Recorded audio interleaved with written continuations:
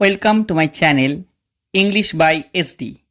আজ আমরা কিছু প্রচলিত শব্দ শিখব, যে শব্দগুলো আমরা সবসময় ব্যবহার করি, অথচ আমরা তার ইংলিশ কিন্তু অনেকেই জানি না। এই শব্দগুলো কিন্তু খুবভাবে কাজে লাগবে।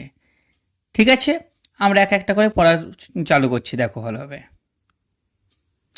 খিটখিটে ইংরেজি কি? খিটখিটে ইংরেজি হচ্ছে পিভিশ। আমরা বলি না তার মেজাজটা খুব খিটখিটে, খিটখিটে ইংরেজি কি বলবে তাহলে? পিভিশ।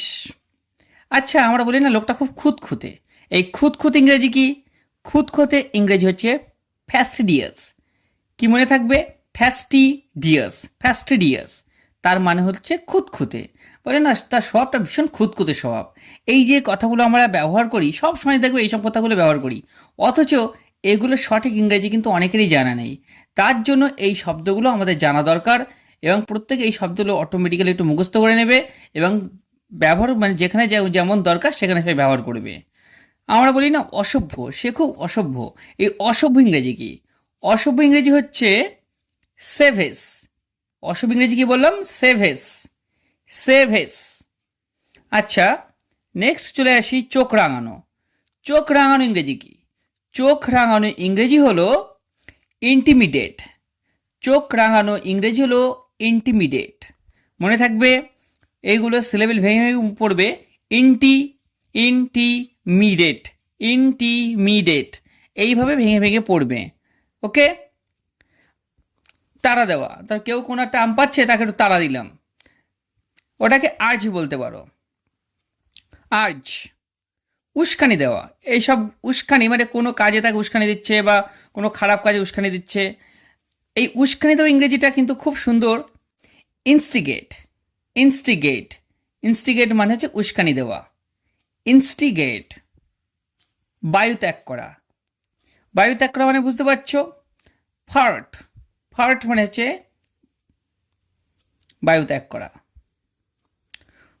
প্রস্রাব করা ইংরেজি কি? প্রস্রাব করা ইংরেজি হলো পি।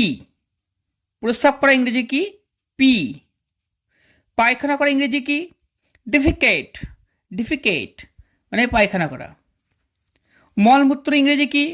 এক্সক্রেটা, এক্সক্রেটা মানে মলমূত্রকে ইংরেজিতে কি বলবো আমরা? এক্সক্রেটা। ঠিক আছে। এছাড়া আমি এ থেকে জেড পর্যন্ত আমি মানে প্রোনাউন্সিয়েশনটা আমি কিন্তু সুন্দর করে লিখে দেব। যে আমরাকে বলি, যেমন আমরা বলি যে, সঠিক উচ্চারণ হবে যেই। কে যেমন আছে কে, কেটাকে আমরা বলো খেই। এই উচ্চারণগুলোর উপরে আমি ভিত্তি করে কিন্তু একটা ভিডিও বানাবো খুব তাড়াতাড়ি। আর তোমাদের যদি এই ধরনের ভিডিও যদি খুব ভালো লাগে বা এই ধরনের ওয়ার্ড যদি শিখতে চাও, তাহলে অবশ্যই কমেন্ট করবে। আমি এইরকম সুন্দর সুন্দর আরও অনেক শব্দ নিয়ে চলে আসব। নেক্সট কি আছে? আমরা বলি না সিঙ্গারাটা, সিঙ্গারা, সিঙ্গারা আমরা সবাই কিন্তু সিঙ্গারা খাই। এই সিঙ্গারা ইংরেজি কি? রিসোল। সিঙ্গারা ইংরেজি কি? সিঙ্গারা রিসোল। রিসোল মানে হচ্ছে সিঙ্গারা। এবার একটা কথা দেখো, জিলাপি। এই জিলাপি ইংরেজি কি? জিলাপি ইংরেজি হচ্ছে ফানেল কেক। ফানেল কেক মানে জিলাপি, ফানেল কেক মানে জিলাপি। বাজে কথা বলা, কে একটা বাজে একটা কথা বললো, এই বাজে কথা বলা ইংরেজি কি? ব্যাবল। বাজে কথা বলা ইংরেজি কি? ব্যাবল। বাজে কথা ইংরেজি হলো ব্যাবল।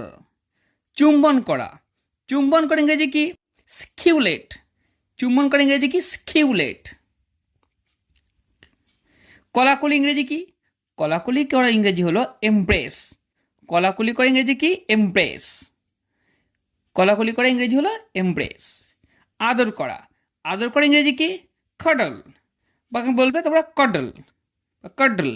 ঠিক আছে। এবার এই উচ্চারণগুলো যখন শেখাবো এ থেকে জেড পর্যন্ত সেইভাবে, তখন তোমরা সেখান থেকে সেই উচ্চারণগুলো করতে পারবে। চমৎকার, চমৎকার ইংরেজি কি? সুপারব।